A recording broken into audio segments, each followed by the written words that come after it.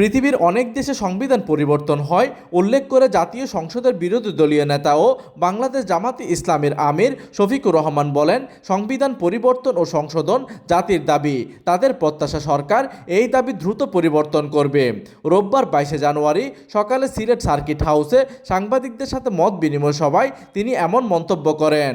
এই সময় শফিকুর রহমান আরও বলেন, গত নির্বাচনে 65% মানুষ হ্যাঁ ভোট দিয়েছেন। তারা সংস্কার চান, কিন্তু মানুষের সেই আকাঙ্ক্ষার বাস্তবায়ন হচ্ছে না। গণভোটের এক অংশ বাস্তবায়ন হলেও আরেক অংশ এখন পর্যন্ত উপেক্ষিত রয়ে গেছে।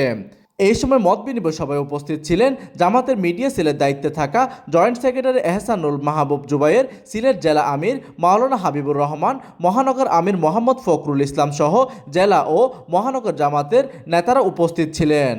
সিলেট থেকে প্রতিনিধির তথ্য ও পাঠানো চিত্রে ডেস্ক নিউজ, দিগন্তের বার্তা 24।